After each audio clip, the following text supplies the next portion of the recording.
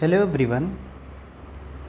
आज मैं नीट की प्रीवियस ईयर्स की परीक्षाओं में जो क्वेश्चन फिजिक्स से पूछे जाते हैं उनका एक कलेक्शन लेके आया हूँ और उसके लिए जो टॉपिक हमने आज सेलेक्ट की है वो है प्रॉपर्टीज़ ऑफ मैटर।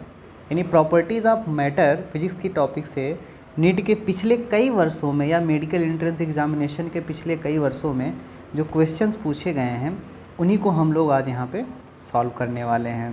तो आइए सॉल्व करते हैं हम लोग अपना क्वेश्चंस।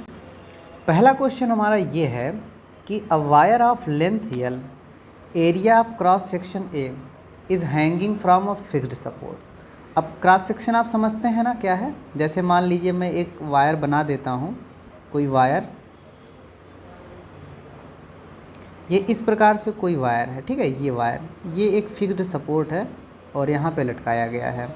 इसकी जो लेंथ है वो यल है और ये जो आपको ऐसे सर्कुलर वायर में दिखता है, मतलब कट करने पे वायर का किसी भी एंड पे, तो वो जो पोर्शन है इसका जो एरिया होता है that is called the cross section area, और ये पोर्शन जो होता है this is known as the cross section. और ये कितना गिवन है, ए है, ठीक।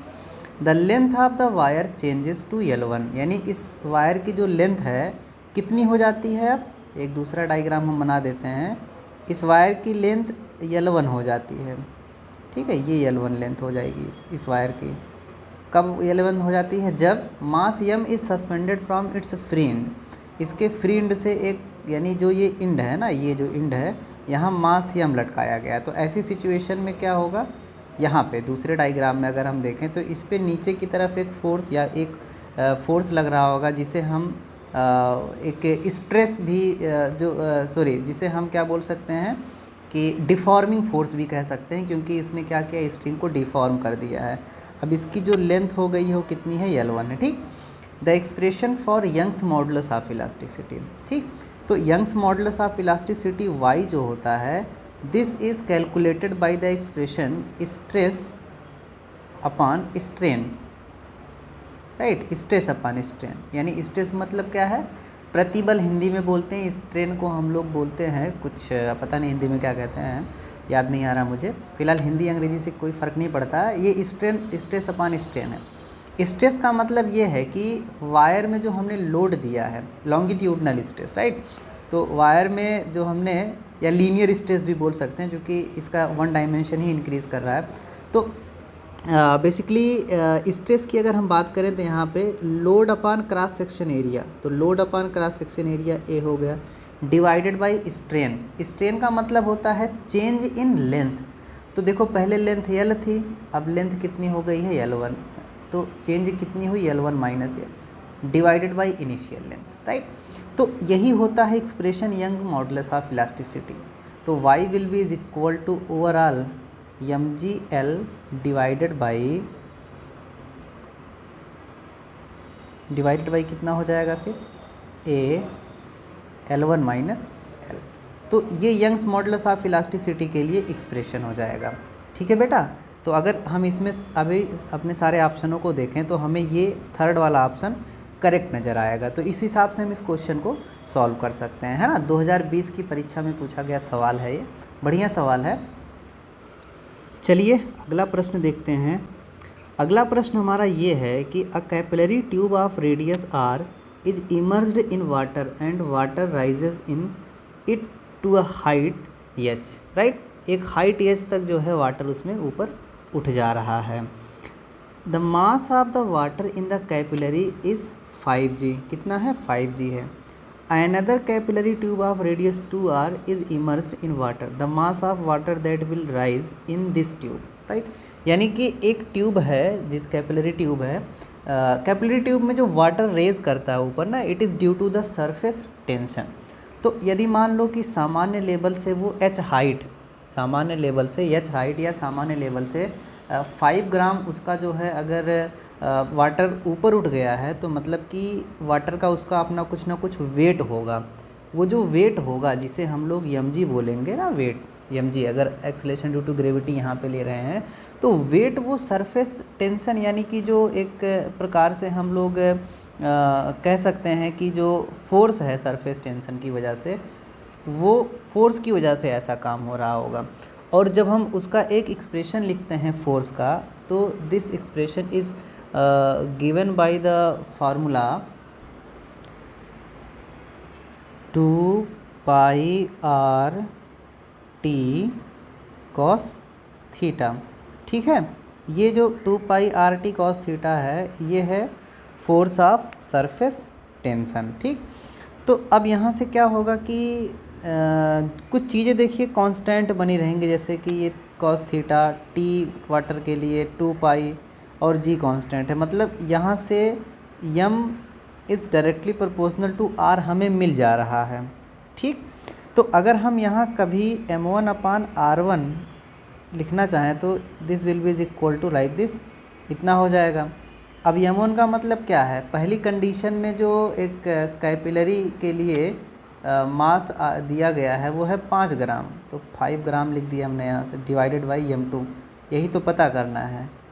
5 ग्राम मास तब चढ़ा है जब रेडियस r है। अब अगर मान लो रेडियस 2r है तो मास कितना होना चाहिए, तो यहाँ से सॉल्व करेंगे। So this will be is equal to 10 gram. ये ग्राम, ये जी जो है एक्सेलरेशन ड्यू टू ग्रेविटी है, और ये जो स्मॉल लेटर जी यहाँ पे लिखा है वो ग्राम के लिए यूनिट है। ठीक है, मतलब मास के लिए यूनिट ग्राम है। तो इस प्रकार से ये 10.0 ग्राम, ये ऑप्शन करेक्ट हो जाएगा। ठीक बेटा, इसको सॉल्व करने का एक दूसरा भी तरीका है, और वो दूसरा तरीका क्या है उसको हम सॉल्व कर सकते हैं। वो दूसरा तरीका हमारा कुछ अलग टाइप से है, चलिए उसको भी हम लोग देख लेते हैं। देखिए, अगर हम कैपिलरी के प्रिंसिपल से सॉल्व करें तो लिख सकते हैं कि R1 into H1 this will be is equal to R2 into H2, है ना, R2 इंटू H2, यानी कि जो रेडियस है पहली वो R1 है, हाइट H चढ़ी हुई है। अब रेडियस 2R है तो हाइट कितनी चढ़ेगी, तो यहाँ से अगर मान लो वो H डैश हो जाती है तो H डैश जो हो जाएगा this will be is equal to, या H2 मान क्या है, ये H2 ही रहने देते हैं। ठीक है, तो H2 दूसरी कंडीशन में जो हाइट हो जाएगी this will be is equal to आधी, है ना, h/2 हो जाएगी पहले की। ठीक, तो अब हमें क्या करना है कि मास पता करना है। यहाँ पे मान लेते हैं जो वाटर है उसकी डेंसिटी कितनी है, रो है। ठीक, उसकी डेंसिटी कितनी है, रो है। तो मास का जो एक्सप्रेशन है हम लोग जानते हैं, मास इज इक्वल टू होता है वॉल्यूम इनटू डेंसिटी।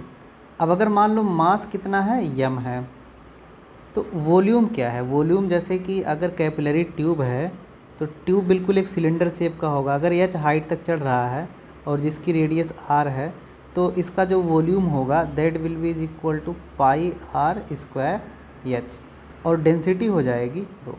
तो यानी कि जो मास है वो इतना है। पहली दशा में अगर बोलें तो ये सारी चीज़ें 1-1 करके रखी जा सकती हैं, और इसी हिसाब से अगर हम दूसरी कंडीशन में इस चीज़ को लिखें, जैसे कि m2 लिखें, तो this can be written as πr² और h2 फिर इंटू कितना हो जाएगा, रो हो जाएगा फिर, है ना। तो रो से रो कैंसिल, पाई से पाई कैंसिल। अब देखिए R1 और R2 इन सब की वैल्यूज़ हमें पता है, अच्छे से मालूम है। R1 दिया हुआ है कितना है कि R1 R है और H1 H है, तो R² डिवाइडेड बाई R2 जो है वो कितना है भाई, R2 की वैल्यू 2R है, तो 2R का स्क्वायर कर दिया इंटू H2 जो हमारे पास है वो h/2 आया हुआ है, तो ये R² डिवाइडेड बाई 2R², यानी कि जो m2 होगा वो m1 का कितने टाइम हो जाएगा, 2 टाइम हो जाएगा। तो इस हिसाब से भी ऐसे सॉल्व कर सकते हैं, यानी कि इस प्रश्न को सॉल्व करने के दो तरीके हमारे पास हैं, और दोनों तरीक़ों से हम इस क्वेश्चन को सॉल्व करेंगे तो हमें आंसर मिलेगा 10 ग्राम। ठीक बेटा, चलिए अगला क्वेश्चन देखते हैं हम लोग।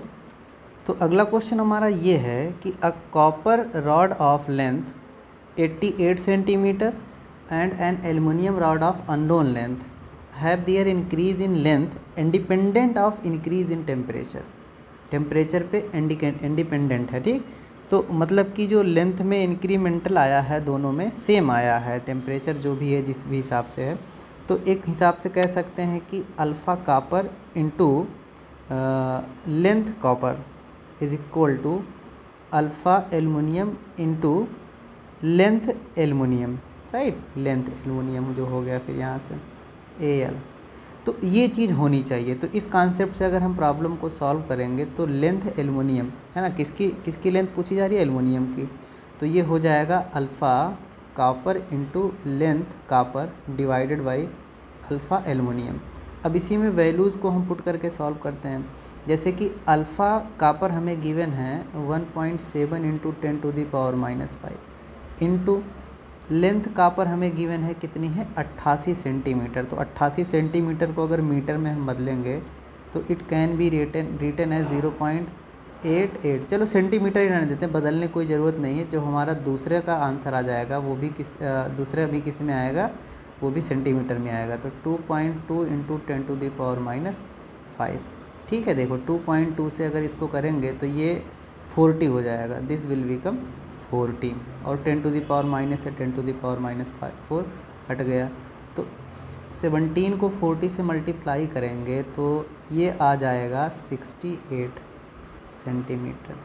ठीक है, तो कौन सा ऑप्शन इसका करेक्ट हो जाएगा, ये पहला ऑप्शन इसका करेक्ट हो जाना चाहिए ना, 68 सेंटीमीटर। तो 68 सेंटीमीटर वो जो अननोन लेंथ है एल्युमिनियम की वो यही है। ठीक,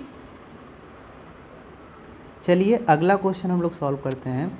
अगला क्वेश्चन हमारा ये है कि a small hole of area of cross section का एरिया हमें गिवन है A 2 millimetre square is present near the bottom of a fully filled open tank of height 2 metre.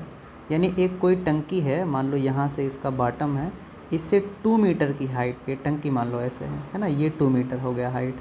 इस 2 मीटर हाइट पे क्या है, एक होल है जिसका क्रॉस सेक्शन एरिया हमें इतना है पता है ना, और ये हाइट इसकी कितनी है 2 मीटर है, ये दिया गया है। तो हमें बताना ये है कि किस रेट से जो वाटर है वो इसमें बाहर निकल रहा होगा। ठीक, तो आपकी सुविधा के लिए जी की वैल्यू को 10 मीटर पर सेकंड स्क्वायर दिया हुआ है। तो रेट पता करने का मतलब क्या है, पहले तो ये पता करना होगा कि 1 सेकंड में वाटर इस डायरेक्शन में कितनी दूरी निकल जाएगा। अगर दूरी पता हो जाए तो पता किया जा सकता है कि कितना मीटर क्यूब पर सेकंड निकल जा रहा है। 1 सेकंड में कितनी दूरी तय करने का मतलब है कि इधर हमें वेलोसिटी पता करनी होगी, यानी किस वेलोसिटी से या किस स्पीड से ये चीज़ बाहर आएगी। तो वेलोसिटी पता करना बहुत आसान है, इसमें टॉरिस-शैली की थ्योरम हम यूज़ कर सकते हैं और वो √2gh हो जाएगा, है ना। जैसे h का मतलब यही चीज़, h जो है हाइट है यहाँ ग्राउंड से, तो ये फार्मूला हम यहाँ से अप्लाई करेंगे और इस आधार पे जब हम सॉल्व कर लें v की वैल्यू, तो v जो है 2 है और g की वैल्यू 10 है और हाइट कितना है 2 है। ठीक, तो वैसे 2 का ये तो 2 बाहर हो जाएगा, 10 का स्क्वायर रूट 3.16 होता है। ठीक, तो इस वजह से ये हो जाएगा 6.32 मीटर पर सेकंड, ये वेलोसिटी हो गई। अब हमें रेट पता करना है, तो रेट हो जाएगा एरिया इंटू वी वेलोसिटी, इतना मीटर क्यूब पर सेकंड होना चाहिए ना, ये रेट हो गया। तो एरिया जो है ये 2 मिलीमीटर स्क्वायर है, तो मिलीमीटर स्क्वायर को हम सेंटीमीटर में बदलेंगे, तो मिलीमीटर को बदलते हैं तो 10⁻⁻3। अब चूँकि स्क्वायर है तो इसका भी स्क्वायर हो जाएगा, तो -3 का स्क्वायर अगर हम करते हैं तो -6 मिलता है इंटू 6.32। इसको सॉल्व कर लेते हैं तो 2 दूनी 4, 2 गुणे 3 6 हो गया और 2 छक 12, तो 12.62 गुणे 10 की घात -6 मीटर क्यूब पर सेकंड। कोई ऑप्शन मिल रहा है इसमें, हाँ 12.6 मिल रहा है, 6.2 तो नहीं है यहाँ पे, लेकिन यही इसके करीब है, तो ये ऑप्शन जो होगा करेक्ट ऑप्शन हो जाएगा।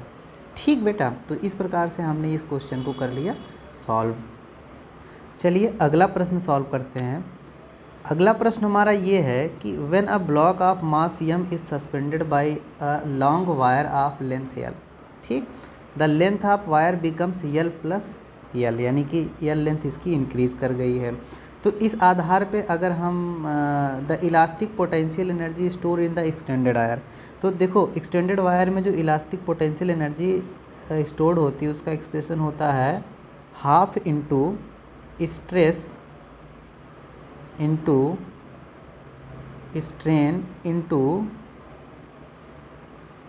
वॉल्यूम, राइट, ये एक्सप्रेशन होता है यहाँ पे। तो U इज़ इक्वल टू हो जाएगा, ये टोटल एनर्जी वो है। अगर मान low energy per unit volume पता करना है तो ये वॉल्यूम यहाँ से हटा लिया जाएगा, मतलब half into stress into strain हो जाएगा। ठीक है, तो ये इतना है, हटाना नहीं है। हाफ स्ट्रेस जो होता है वो फोर्स ही होता है वही, और फोर्स हम देखेंगे तो force upon cross section area A हो गया यहाँ पे।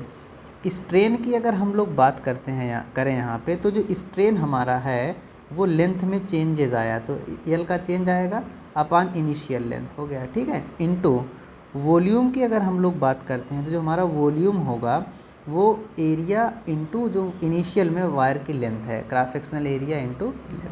तो अब इससे ये दोनों चीज़ कैंसिल हो गई, तो u की जो वैल्यू हमें मिल गई वो कितनी मिल गई, हाफ mg/l, ठीक है, ये इतना मिल गया है। तो कोई एक्सप्रेशन है हाफ mg/l, हाँ देखो हाफ mg/l, जो ये स्मॉल लेटर l है, this is the change in length, length में आई चेंज है ना यहाँ पे।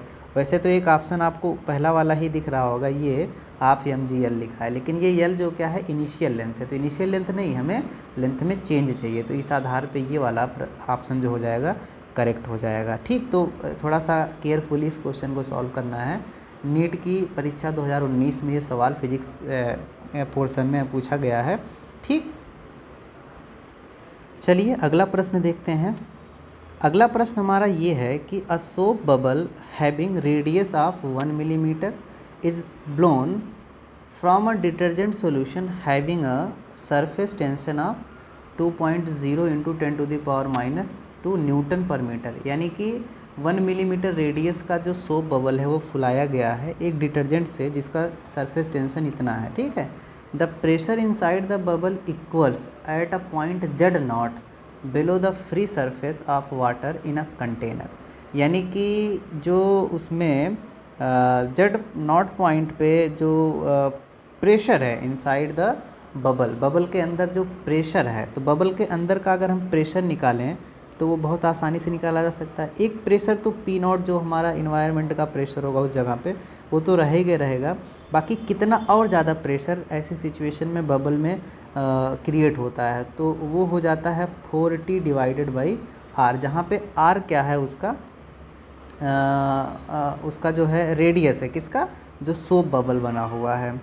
अब ये बोल रहे हैं कि ये जो प्रेशर है ये इक्वल होता है, किसके इक्वल हो रहा है, equal at a point z0 below the free surface of the water in a container, यानी कि z0 थोड़ा नीचे हम जा रहे हैं, डाउन में जा रहे हैं। यहाँ पे ये वाटर का सरफेस है, यहाँ पे किसी कंटेनर में वाटर का सरफेस है, इससे कुछ z0 डिस्टेंस हम क्या कर रहे हैं, नीचे जा रहे हैं।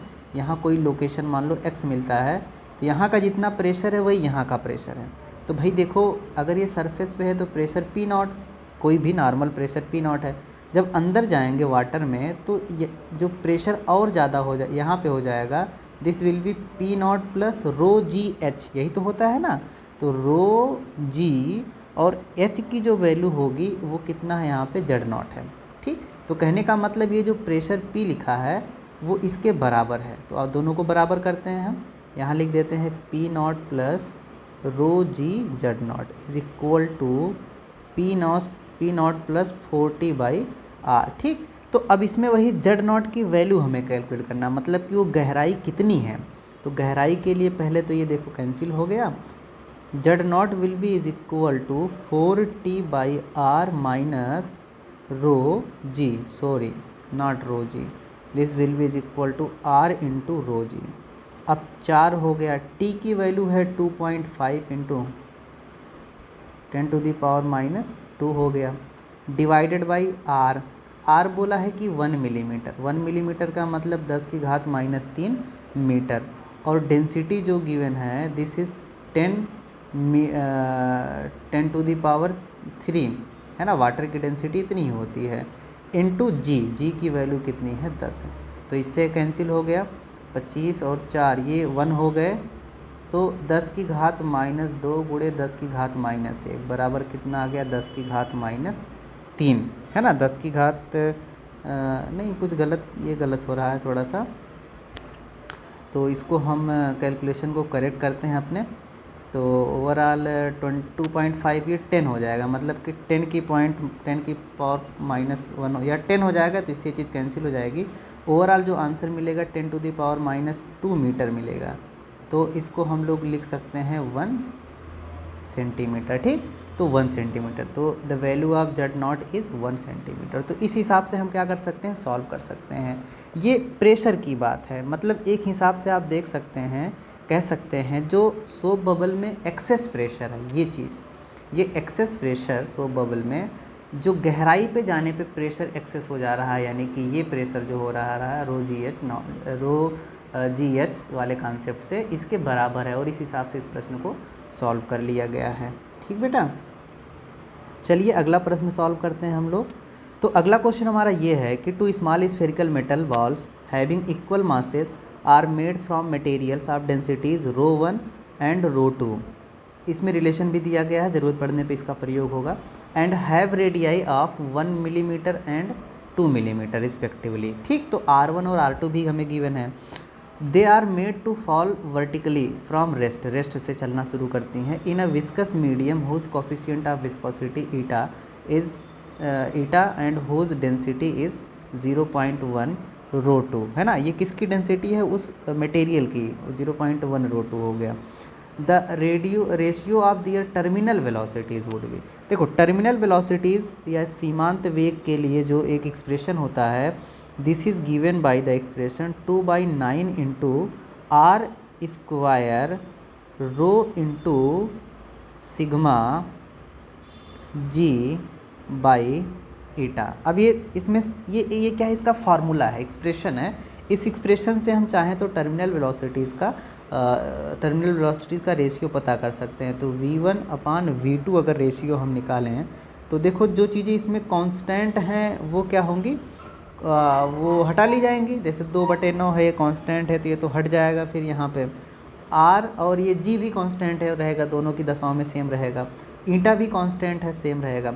तो मतलब ओवरऑल हमें मिल गया ये चीज़ R1 square ρ1 minus sigma divided by R2 square ρ2 minus sigma. ठीक, ये जो सिग्मा है ये क्या है, ये इस विस्कस मीडियम की डेंसिटी है, और जो रो है वो किसकी डेंसिटी है, जो बॉडीज़ हैं उनकी डेंसिटी है, जो मोशन कर रही हैं। तो इस आधार पे अगर V1/V2 हम निकालें, देखो R1 और R2 में जो रिलेशन है वो 1:2 का रिलेशन है। तो अगर R1 और R2 की प्लेसेस पे मैं क्या रखूँ, यहाँ पे ऐसे कर दूँ तो ये 1 स्क्वायर हो जाएगा और ये 2 स्क्वायर हो जाएगा। मिलीमीटर में है रेशियो, वही मीटर में कन्वर्ट करेंगे तो रेशियो सेम होगा। डेंसिटीज़ की अब बात आती है, जो ρ1 है हमारे पास वो कितना है, 8 ρ2 है। तो इसके प्लेस पे हम डायरेक्ट वही वैल्यू पुट करते हैं, 8 ρ2 माइनस जो सिग्मा है 0.1 ρ2 है, तो 0.1 ρ2 कर दिया, डिवाइडेड बाई, आसान सा सवाल है, बस केवल इसमें क्या है, ये फार्मूला हमें जानना है और कैलकुलेशन अच्छे से करना है। अब यहाँ आएंगे इनटू, तो वही चीज़ जो है ये ρ2 हो जाएगी, तो ये ρ2 माइनस 0.1 ρ2। ठीक बेटा, तो अब इसको करना है सॉल्व, ρ1 बाई ρ2, तो 1/4 हो गया ये चीज़, इंटू 8 में से अगर इतना घटा देंगे तो ये 7.9 ρ2 मिल जाएगा, और ये हो जाएगा 0.9 ρ2। तो ρ2 से ρ2 कैंसिल, 7.9/0.9, यानी कि V1/V2 जो हो गया है 7.9/3.6, तो इसको 79/36 लिखा जा सकता है आसानी से।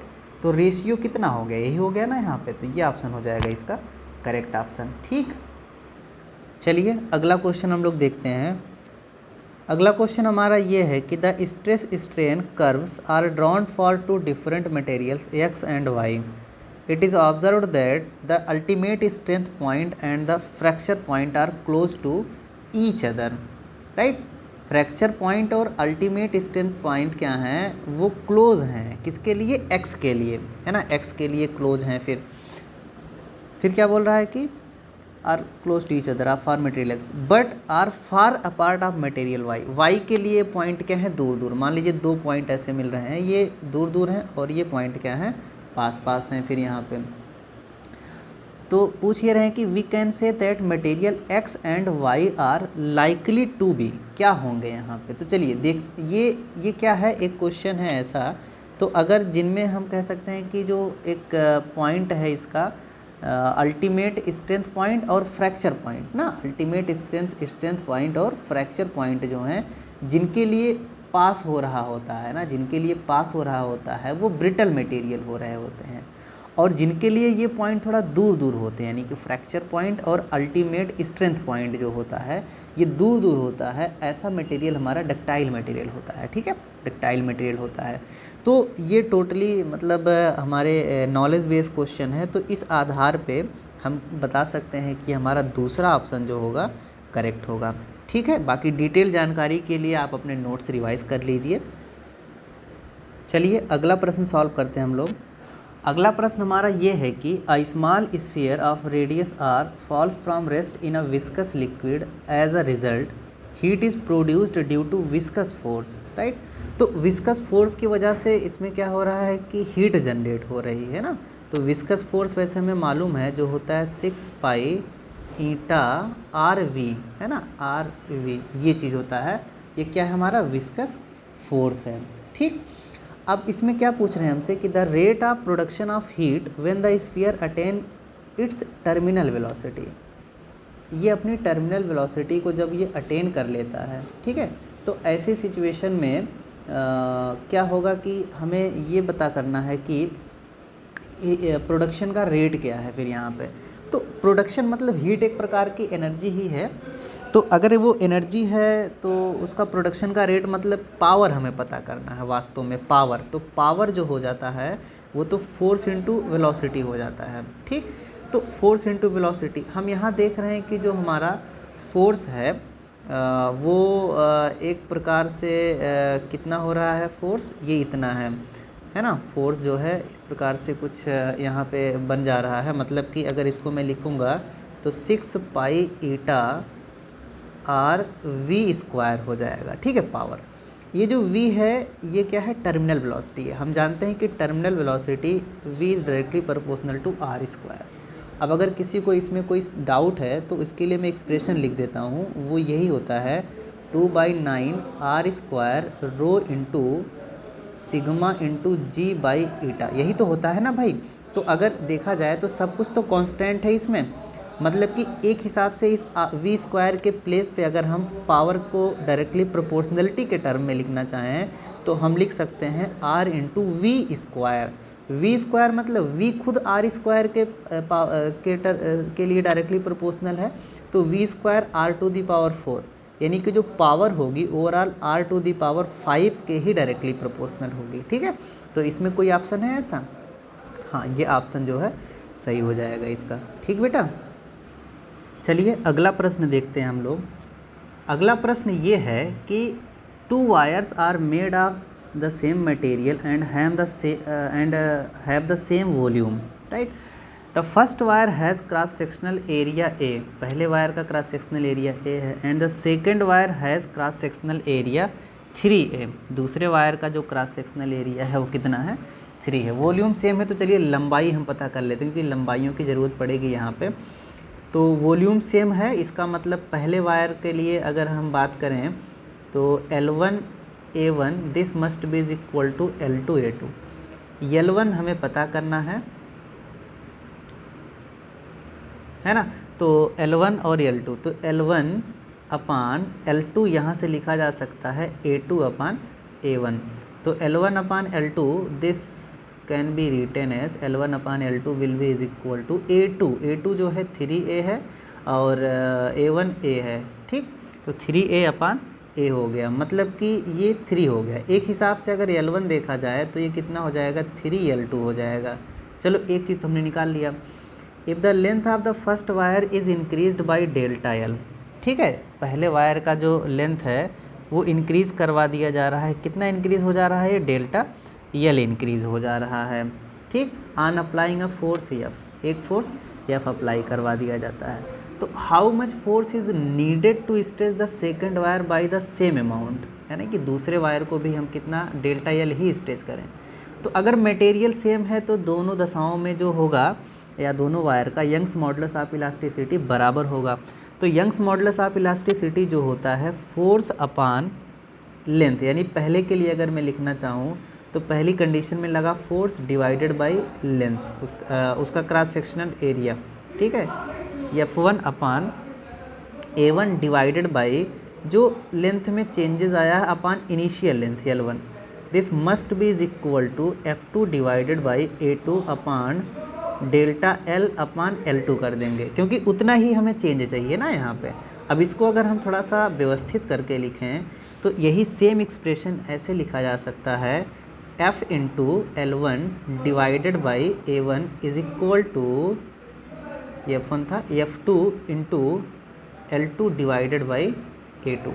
अब देखिए इसमें ऑलमोस्ट चीज़ें हमें पता हैं, ऑलमोस्ट चीज़ें पता हैं, उसमें पता हमें क्या करना है, F2 पता करना है। तो अगर हम F2 की बात करते हैं यहाँ पे, तो F2 इज़ इक्वल टू क्या हो जाएगा, F2 is equal to F1 into L1 divided by L2 into A2 by A1, ठीक है। तो अगर हम L1 बाई L2 की बात करें तो ये A2 बाई A1 के बराबर है। A2 बाई A1 मतलब क्या है, ये देखो L1 upon L2 A2 by A1 है, और A2 बाई A1 एक बार यहाँ और है। A2 बाई A1 की जो वैल्यू आई है 3 आई है, तो A2 बाई A1 यानी कि 3 इंटू 3 9 हो जाएगा। तो F2 की जो वैल्यू हो जाएगी वो 9F1 हो जाएगी, और F1 बोला है F है, तो इसका मतलब दूसरे कंडीशन में जो हमें फोर्स लगाना पड़ेगा वो कितने का लगाना पड़ेगा, 9F का लगाना पड़ेगा, ठीक है। चलो बस इतना ही है ना, ये सवाल ऐसे ही सॉल्व कर लेंगे हम लोग। चलिए अगला सवाल सॉल्व करते हैं। अगला सवाल नीट की 2018 की परीक्षा में पूछा गया है। वो सवाल ये है कि the power radiated by a black body is P, है ना, एक black body, and it radiates maximum energy at wavelength lambda, ठीक। लैम्डा नॉट पे क्या है, ये मैक्सिमम एनर्जी रेडिएट कर रहा है फिर यहाँ पे, ठीक। तो if the temperature of the black body is now changed, अब वो बदल दिया जाता है, सो that it radiates maximum energy at wavelength इतना, इस पर मैक्सिमम एनर्जी रेडिएट कर रही है। The power radiated by it becomes NP, ये ऐसे नहीं होना चाहिए, ये N इंटू P, ठीक है, N टाइम हो जा रहा है power up. The value of N यानी कि कितने गुना हो जा रहा है ये पता करना है। तो देखिए अगर स्टीफन बोल्ट्जमैन लॉ के अकॉर्डिंग हम किसी ब्लैक बॉडी की एनर्जी जो पर यूनिट टाइम में एमिट हो रही है उसको हम कैलकुलेट ऐसे कर सकते हैं, यानी कि जिसे हम पावर बोलते हैं, एनर्जी पर यूनिट टाइम का मतलब पावर ही हो जाएगा, जो कि एक्सप्रेशन होता है A into E sigma T to the power 4। मतलब ये इतनी चीज़ें कांस्टेंट हैं, तो ओवरऑल हम बोल सकते हैं कि P is directly proportional to temperature to the power 4, इतना हम कह सकते हैं, है ना, ये इतना। यानी कि अगर पहली दशा में हमें पावर, दूसरी दशा में पावर, ये देखना, या P2 बाई P1 करना है, मान लो इसको हम क्या करते हैं यहाँ पे P2 बाई P1 करते हैं, ठीक। तो ये हो जाएगा T2 बाई T1 का कि पूरे की पावर कितनी हो जाएगी यहाँ पे 4 हो जाएगी। तो यानी कि P2 और P1 से हम N की वैल्यू निकाल सकते हैं, लेकिन उसके लिए हमें T1 और T2 पता होना चाहिए। तो T1 और T2 के लिए हम एक काम करते हैं यहाँ पे, अगर विंस के डिस्प्लेसमेंट लॉ से अगर हम लोग देखें तो जो एक्सप्रेशन होता है lambda max into T, this is equal to constant, ऐसा लिखा जाता है ना यहाँ पे। तो बस हो गया ना, यहाँ पे लैम्डा मैक्स पहली दशा में और T1 हो गया, लैम्डा मैक्स दूसरी दशा में और ये T2 हो गया फिर यहाँ पे, ठीक। तो लैम्डा मैक्स अगर पहली दशा में देखें तो लैम्डा नॉट है, इसमें है क्या है, टेम्परेचर T1 है। लैम्डा मैक्स दूसरी दशा में देखूँ तो ये 3/4 लैम्डा नॉट है, और इसमें टेम्परेचर T2 है। तो T1 अपान T2 की अगर वैल्यू में निकालूँ तो ये मिल गया 3/4। अब यही 3/4 यहाँ पे रख देता हूँ और सब ये देख लेता हूँ, तो ये दूसरी दिशा में ये पावर NP हो गई और पहले में पावर P थी, और यहाँ 3/4 की पावर 4 करेंगे तो 3 की पावर ये T1 बाई T2 3/4 है, तो T2 बाई T1 4/3, तो 4 की पावर 4 करेंगे तो 256, और 3 की पावर 4 करेंगे तो 81, ठीक। तो यहाँ n की जो वैल्यू आ गई 256/81 आ गई। देखिए बिल्कुल यहीं बगल में आंसर दिख रहा है, तो ये आंसर इसका करेक्ट आंसर हो जाएगा, ठीक है। चलिए अगला प्रश्न हम लोग देखते हैं। अगला प्रश्न हमारा ये है कि 2 rods A and B of different materials are welded together as shown in figure. Their thermal conductivities are K1 and K2. The thermal conductivity of composite rod will be, ठीक है। ये मतलब कि इक्विवेलेंट थर्मल कंडक्टिविटी हमें निकालना है, तो बहुत ही आसान होता है कंडक्टिविटी निकालना, मतलब जो इक्विवेलेंट होगा, स्पेशली अगर इस मैनर में ये जुड़ा हुआ है तो यहाँ के लिए जो एक्सप्रेशन हम लोग यूज़ करते हैं K1 A1 plus K2 A2 divided by A1 plus A2, ठीक है, ये इतना है यहाँ पे। अब अगर A1 और A2 की हम लोग बात करें तो A1 और A2 दोनों बराबर हैं, तो मतलब कि कुल मिला जुला करके ये क्या हो जाएगा यहाँ से A हम लोग अगर मान लें इसको A1 A2 बराबर A के है तो A कॉमन हो जाएगा, K1 प्लस K2 हो जाएगा और A प्लस A जोड़ेंगे तो 2A, तो A से A कैंसिल, यानी कि ये मिल जाएगा K1 प्लस K2 बाई 2। तो ये चीज़ जो इक्विवेलेंट थर्मल कंडक्टिविटी हमें मिलेगी वो ये मिल जाएगी यहाँ पे है, ये लास्ट वाला ऑप्शन हो जाएगा करेक्ट ऑप्शन, ठीक है। तो ये 2017 में पूछा गया प्रश्न है, तो इस हिसाब से सॉल्व कर सकते हैं, बहुत ही आसान सा है सवाल ये। ओके, चलिए अगला प्रश्न सॉल्व करते हैं। अगला प्रश्न हमारा ये है कि a spherical black body with a radius of 12 centimetre radiates 450 watt power at 500 kelvin temperature, right, ये टेम्परेचर की यूनिट है। If the radius were halved, मतलब रेडियस आधी कर दी जाती है, अब रेडियस कितनी कर दी जाती है 6 सेंटीमीटर, द टेम्परेचर डबल। तो ब्लैक बॉडी है, स्फेरिकल शेप की है, तो अगर हम पावर रेडिएशन की बात यहाँ कर रहे हैं कि पावर कितना इसका हो जाएगा, तो देखिए पावर के लिए जो एक एक्सप्रेशन है वो P जो अभी हमने बनाया था वो लिखा जा सकता है sigma into A to the power A into T to the power 4, यही तो एक्सप्रेशन लिखा था हमने, यहाँ E भी लिखा हुआ था जो है एमिशन कांस्टेंट वगैरह था। तो इस हिसाब से अगर हम देखें ओवरऑल या तो इस हिसाब से अगर हम यहाँ पे एरिया देखें तो एक जो स्फीयर होता है उसका एरिया होता है 4 pi R square into T to the power 4। तो देखिए इसमें बदल क्या रहा है, रेडियस बदल रहा है और टेम्परेचर बदल रहा है, दो चीज़ बदल रही है, बाकी सब की सब चीज़ें कांस्टेंट हैं। तो मतलब लिखा जा सकता है कि P is directly proportional to R to the power 2 into T to the power 4, ठीक है। तो इस आधार पे अगर हम पावर दूसरी कंडीशन में देखें तो P2 बाई P1 आसानी से लिखा जा सकता है R2 square T2 to the power 4 upon R1 square और T1 की पावर 4, ठीक। इसी को हमें सॉल्व करना और कुछ नहीं करना है यहाँ पे, ठीक है। तो सॉल्व करते हैं P2 बाई 450, ठीक। R2 की वैल्यू बोल रहा है कि आधा कर दिया जाता है, आधा करने का मतलब 6 सेंटीमीटर, यहाँ सेंटीमीटर में रखें कोई फ़र्क नहीं पड़ेगा। जब रेशियो की बात आती है तो ये SI यूनिट का ध्यान नहीं दिया जाता है ना, उसको बदलने की ज़रूरत नहीं होती है। तो हम सेम जो जिस यूनिट पर हमें आंसर दिया प्रॉब्लम कोई वैल्यू दी हुई है उसी यूनिट में रखते हैं, बदलने की ज़रूरत नहीं होती है।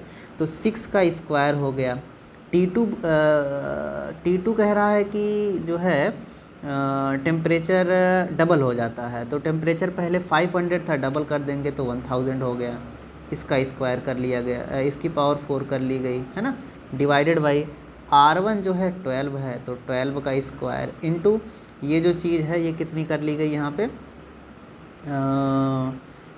अच्छा ये चीज़ जो है 500 है, इसका स्क्वायर है, ठीक। तो वैल्यू अब पुट करके जब हम सॉल्व करेंगे तो जब सॉल्व करने के बाद हमें कोई ना कोई एक आंसर मिलेगा ना, तो आप जब सॉल्व करिएगा उसको अच्छे सॉल्व करिएगा तो आप ये पाओगे कि इस पूरे की जो वैल्यू है वो कितनी मिल जाएगी। जैसे 6 है ये 2 हो जाएगा, तो 1/2 का जो हो गया 1/4 हो गया स्क्वायर, इंटू ये 2 है, 2 की घात 4 करोगे तो 16 मिल जाएगा, है ना। तो यानी कि P2/45 450 बराबर 4 हो गया, तो 45 गुणे 4 करोगे तो मिल जाएगा 180 यानी कि 1800 वाट।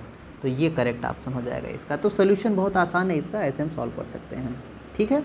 ये फार्मूले में आपको थोड़ी सी प्रॉब्लम हो सकती है, बट आप जो भी फार्मूला आप ई लगा के रखते हो या ई नहीं भी लगा के रखते हो तो दोनों दशाओं में क्या हमें इनसे कुछ लेना नहीं है ज़्यादा, बस ये जानना है कि एरिया और जो है T की पावर 4 पे क्या करता है, डिपेंड करता है ना। ये जो रेट ऑफ एमिशन होता है, रेडिएशन का जो एमिशन का रेट होता है वो यही होता है ब्लैक बॉडी के लिए, ठीक।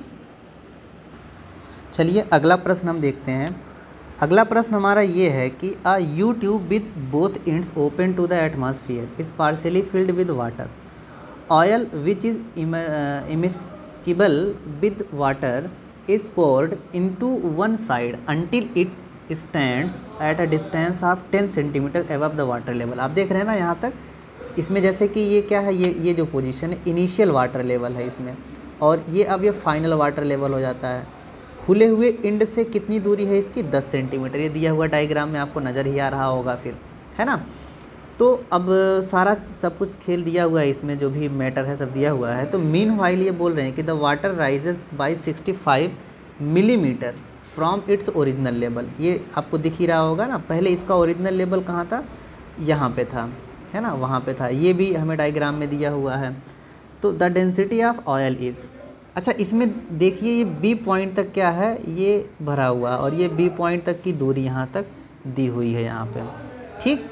तो इस क्वेश्चन में एक जो अगर ये ट्यूब है कोई, तो इस पॉइंट यानी पी पॉइंट पे जो प्रेशर होगा और जो सी पॉइंट पे प्रेशर होगा, ये दोनों प्रेशर होने चाहिए बराबर, यानी कि P B must be is equal to P C.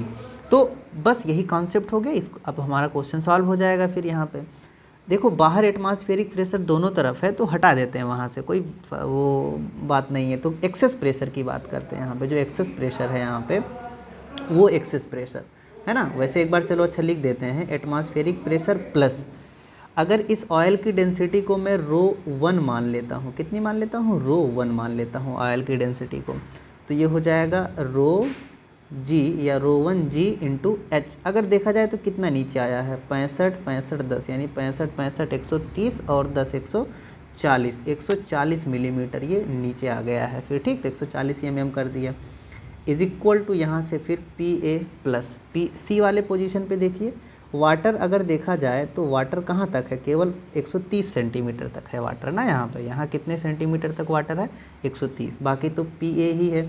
तो यहाँ बोल सकते हैं कि ये हो जाएगा वाटर की डेंसिटी, जिसको ρ2 मान लिया जाएगा यहाँ पे। जी तो जी रहेगा ही रहेगा, वो कहाँ जाएगा, और एच जो है यहाँ पे 130 मिलीमीटर है, ठीक। तो ये 130 कर दिया मैंने यहाँ पे। तो पी ए से पी ए कैंसिल हो गया है। अच्छा हमें इसमें क्या पता करना, ऑयल की डेंसिटी पता करना है, मतलब वो जो ऑयल है उसकी डेंसिटी कितनी है। तो ρ1 will be is equal to, अब बाद में जी से जी भी सॉल्व हो जाएगा, और ये मिल जाएगा, 0 से 0 भी कट जाएगा, ये मिल जाएगा 13/14 इंटू ρ2, है ना। ρ2 का मतलब वाटर की डेंसिटी जो, तो 13/14 गुणे 10 की घात 3, ये वाटर की डेंसिटी इतनी होती है ना। वाटर का घनत्व, डेंसिटी को हिंदी में घनत्व कहते हैं। तो ये इतना 13/14 हो जाएगा फिर यहाँ पे।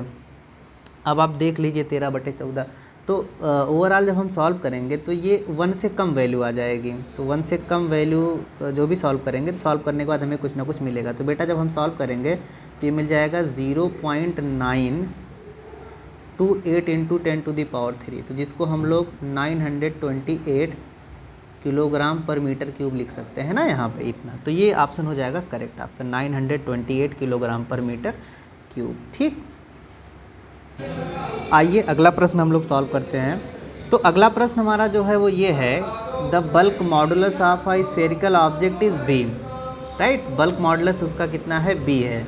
If it is subjected to uniform pressure P, यानी यूनिफॉर्म प्रेशर पी लगेगा, the fractional decrease in radius is, right. तो एक स्फेरिकल ऑब्जेक्ट है हमारे पास, तो ये जो एक्सप्रेशन इसका गिवन होगा, जो दिया जाएगा, this B is equal to, वो प्रेशर पी जो है small letter P divided by minus delta V upon V, या इसी को हम आगे ऐसे लिख सकते हैं, B is equal to P into V divided by, minus में यहाँ कर देते हैं अपॉन डेल्टा वी। ये चीज़ ये चीज़ यहाँ पे बोला जा सकता है। तो आइए इसी को सॉल्व करते हैं। तो रेडियस वगैरह इसकी कुछ बदल वगैरह जाएगी, तो देखते हैं इसको सॉल्व करते हैं। तो माइनस पी, अगर रेडियस मान लो उसकी आर है, तो 4/3 पाई r³ ये वॉल्यूम हो जाएगा इनिशियल का इसका यहाँ पे। डेल्टा वी का मतलब मान लेता हूँ कि जो रेडियस है वो कुछ कम हो गई है अब ना, यहाँ पे जो है चेंज हो गई है रेडियस उसका। डेल्टा वी का मतलब ये होता है कि रेडियस में जो बदलाव, डेल्टा वी का मतलब ये होगा कि पहले इनिशियल कुछ ना कुछ वॉल्यूम रहा होगा, है ना, इनिशियल वॉल्यूम रहा होगा। तो इनिशियल वॉल्यूम जो रहा होगा 4/3 पाई r³, है ना। अब ये जो वॉल्यूम है ये थोड़ा सा जो हो गया होगा, बदल गया होगा यहाँ पे। तो अब अगर इसको हम आगे सॉल्व करें इस चीज़ को, तो हमें ये चीज़ कुछ ना कुछ मिलेगी, और वो सॉल्व करने के बाद जो मिलेगा वो होगा इतना 4/3 pi into 3r² into delta R. ठीक है, ये इतनी चीज़ हमें यहाँ से मिलेगी। अब ये आपके दिमाग में ऐसा सवाल आ सकता है कि ये आया कहाँ से ना, चलिए अभी उस पर हम बात करेंगे कहाँ से आया है। बट फ़िलहाल अभी के लिए अगर हम सॉल्व करें इसको, तो हम लिख सकते हैं b = 4/3, और ये सब कुछ जो है पूरा मैटर सॉल्व करने के बाद मिल जाएगा हमें p into r/3 delta R. ठीक है, ये इतना मिल जाएगा हमें यहाँ से। तो अगर मैं यहाँ माइनस में करते हुए ये निकालूँ, इसको इधर ट्रांसफ़र करूँ, तो minus delta r/r, this can be written as p divided by कितना हो जाएगा फिर ये 3b, p divided by 3b हो जाएगा फिर यहाँ से, है ना, p डिवाइडेड बाई 3b। तो कौन सा ऑप्शन करेक्ट है इसका? थर्ड वाला ऑप्शन हो जाएगा करेक्ट। ठीक, तो आइए अब हम इसको देखते हैं कि किस हिसाब से डेल्टा v की वैल्यू इतनी आ गई है, 4/3 पाई 3r² इंटू डेल्टा r। ठीक है बेटा, देखिए इसमें क्या है कि अगर हम जो है कि यहाँ पे हमने क्या किया हुआ है कि जो वॉल्यूम है, इस वॉल्यूम को हमने इस टर्म में राइट कर दिया है। कैसे राइट किया हुआ हमने कि 4/3 पाई 3r² इंटू dr ऐसे लिख दिया ना, मान लो इस तरीके से, ऐसे लिख दिया यहाँ पे इस तरीके से। और जो बोल सकते हैं कि अब ये कैसे इतना हो गया है फिर, मतलब कि वास्तव में क्या निकाला गया है, dr/ या dv/ एक तरीके से dv/v निकाला गया है, ये चीज़ है ना, dv/v निकाला गया है। तो अब क्या करेंगे कि अगर ये इतना ऐसे लिखा गया है, तो अगर दोनों साइड का हम इंटीग्रेशन कर दें एक प्रकार से, दोनों साइड का इंटीग्रेशन अगर हम कर दें ऐसे ऐसे इस तरीके से, तो अब इंटीग्रेशन अगर इस राइट साइड का, आप बस केवल देखिएगा राइट साइड का, तो ये लिखा जाएगा 4/3 पाई और या जो भी है, मतलब इंटीग्रेशन करने के बाद ये चीज़ v मिलेगी। कैसे मिल जाएगी वो उस बात में हम लोग ध्यान दे रहे हैं। तो 4/3 पाई 3r² का इंटीग्रेशन r³ 3 हो जाएगा फिर। ठीक है, तो ये 3 से 3 कैंसिल हो जाएगा और मिल जाएगा 4/3 पाई r³। ठीक, तो वही तो इनिशियल वहाँ वॉल्यूम लिखा गया है, यानी कि जो हमारे पास एक वॉल्यूम होता है v, वास्तव में इस वॉल्यूम को हम कैसे लिख सकते हैं, इस वॉल्यूम को दूसरे टर्म में वहाँ उस तरीके से राइट किया जा सकता है भाई, वॉल्यूम कुछ दूसरे टर्म में यहाँ पे इस तरीके से हम राइट कर सकते हैं। तो कुल मिला कर के बात वही है, और इसलिए इस हिसाब से प्रॉब्लम को सॉल्व किया गया है, p/3b हो गया। ठीक, चलिए अगला प्रश्न सॉल्व करते हैं। अगला प्रश्न हमारा ये है कि a rectangular film of liquid is extended from 4 centimetre cross 2 centimetre. मतलब हमारे पास एक फिल्म ऐसे कोई थी इस टाइप से। फिल्म का मतलब इसमें दो सरफेस होंगे, एक तो सरफेस जो आपको ऊपर ऐसे नज़र आ रही है ये वाली सरफेस, और इसी का एक दूसरा फ्री सरफेस जो होगा जो डाउन में होगा, नीचे की तरफ होगा। तो इसमें दो सरफेस हैं। अब इसके सरफेस को हम क्या कर रहे हैं, 5 सेंटीमीटर क्रॉस 4 सेंटीमीटर कर दे रहे हैं, मतलब सरफेस एरिया इंक्रीज़ कर रहे हैं। तो बेसिकली जो एरिया में हम बदलाव लाएंगे दोनों सरफेसों में आएगा। तो इनिशियल एरिया जो फाइनल एरिया हमारा 5 × 4 20² सेंटीमीटर है। इनिशियल 4 दूनी 8 है ना। तो ओवरऑल 20 - 8 12, 12 दूनी 24 स्क्वायर सेंटीमीटर, या फिर 24 × 10⁻⁻4 स्क्वायर मीटर, इतना एरिया हम बदल दे रहे हैं। और इसमें जो वर्क है वो कितना हो रहा है, करना पड़ रहा है 10⁻⁻4 जूल का वर्क करना पड़ रहा है। और आपको इसमें क्या करना है कि सरफेस टेंशन की वैल्यू पता करना है। तो देखिए जो वर्क होता है वो T × ΔA के बराबर होता है फिर यहाँ पे, ठीक है। तो 3 × 10⁻⁻4, तो यहाँ से सरफेस टेंशन T की वैल्यू है तो आ जाएगी। तो आप A की वैल्यू ये रखिएगा ΔA की, और आपको W दिया ही गया है। तो यहाँ से आप सॉल्व करेंगे तो आपको मिलेगा 0.125 न्यूटन पर मीटर, ठीक है। तो ये सरफेस टेंशन की वैल्यू, न्यूटन पर मीटर क्या है, यूनिट है।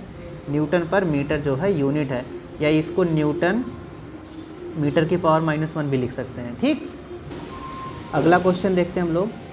तो तो अगला क्वेश्चन जो हमारा है वो ये है कि 3 liquids of densities ρ1, ρ2 and ρ3 with ρ1, ρ2, ρ3 having the same value of surface tension T rise to the same height in 3 identical capillarities. तो वैसे हाइट का जो एक्सप्रेशन होता है और एंगल ऑफ कॉन्टैक्ट्स भी इनके कुछ दिए हुए हैं, ठीक है। तो एंगल ऑफ कॉन्टैक्ट्स के टर्म में जो हाइट का एक्सप्रेशन होता है, this is given by the 2t cos theta upon r rho g। r जहाँ पे क्या है वो रेडियस है कैपिलरी ट्यूब की, और रो जो है डेंसिटी है जो लिक्विड होगा, और g तो आपको पता ही है t सरफेस टेंशन है, cos थीटा क्या है एंगल ऑफ कॉन्टैक्ट है, ठीक है। तो अगर इसमें देखें तो केवल θ1, θ2, θ3 और ρ1, ρg, ρ3 ये क्या है मतलब अलग अलग है, बाकी सब कुछ चीज़ें इसमें सेम है। तो सेम है मतलब कहा जा सकता है कि h is directly proportional to 1/r into rho, ठीक है। ये इतना हो रहा है फिर यहाँ पे 1/r इंटू रो, ये चीज़ है। तो इस आधार पे जो है इनके एंगल ऑफ हाइट भी सेम है, मतलब कि अगर हाइट भी सेम है तो r और रो में क्या हो जाएगा, एक प्रोपोर्शनलिटी का रिलेशन हो जाएगा, यानी कि रो जिसके लिए सबसे कम है सॉरी ये तो थोड़ा गड़बड़ हो जा रहा है, एक्चुअली ये इस प्रकार से है नहीं, थोड़ा हम जल्दीबाजी में गड़बड़ हो रहा है। तो h इज़ इक्वल टू जो मिलेगा 2t cos थीटा वगैरह है ना, इस प्रकार से है यहाँ पे। तो कुल मिला जुला करके ये चीज़ जो मिल जाएगी हमें यहाँ से h बराबर या h बराबर या ऐसे लिख सकते हैं h into r into rho into G is equal to upon 2t is equal to क्या मिल जाएगा हमें यहाँ पे cos थीटा, है ना। ये चीज़ आप समझिए अच्छे से, cos थीटा इतना मिल जाएगा। अब इसमें देखिए क्या क्या चीज़ जो है सेम है सबके लिए। तो h भी सेम है, r भी सेम है, g भी सेम है, t भी सेम है, 2 तो सबके लिए सेम होगा ही। मतलब एक हिसाब से बोल सकते हैं कि rho is directly proportional to cos theta, rho is directly proportional to cos theta हो गया फिर यहाँ पे। यानी कि अगर ρ1 जितना ज़्यादा है cos थीटा की वैल्यू उतनी ही क्या होगी, ज़्यादा होती चली जाएगी फिर, है ना। तो मतलब कह सकते हैं कि एक हिसाब से कि cos theta 1 is greater than cos theta 2 is greater than cos theta 3, ठीक, ये इतना हो जाएगा यहाँ पे। तो अगर ये ऐसी बात है तो theta 1 will be less than theta 2 will be less than theta 3। क्यों भाई, cos थीटा जितना ज़्यादा बड़ा होता है ना, उतना ही एंगल उसका क्या होता है, उसकी वैल्यू उतनी छोटी होती है ना। तो मतलब थीटा 3 सबसे बड़ा है, थीटा 2 उससे छोटा है और थीटा 1 सबसे छोटा है, ऐसी दशा हो गई फिर यहाँ पे, है ना। ये चीज़ तो हो गई यहाँ पे। लेकिन आप देखिए जो है कि लेकिन ये जो होगा 0 से ज़्यादा होना चाहिए, 0 से ज़्यादा हो गया बराबर होगा, और ये मैक्सिमम कहाँ तक हो सकता है, 90 डिग्री तक का हो सकता है, ठीक। एंगल ऑफ कॉन्टैक्ट 90 डिग्री हो सकता है मैक्सिमम, या उससे छोटा ही रहेगा हमेशा। तो ये इस प्रकार का रिलेशन इनके बीच हमें देखने को मिल रहा है। और इन सभी कॉन्सेप्ट के आधार पर अगर हम देखें तो ये दूसरा वाला ऑप्शन हमारा हो जाएगा करेक्ट, ठीक। तो बढ़िया सवाल है, काफ़ी अच्छा सवाल है, हमें इसमें ये फार्मूले को जानना होगा और इसी के आधार पे हम इस प्रॉब्लम को सॉल्व कर पा रहे हैं, ठीक। चलिए अगला प्रश्न हम लोग सॉल्व करते हैं।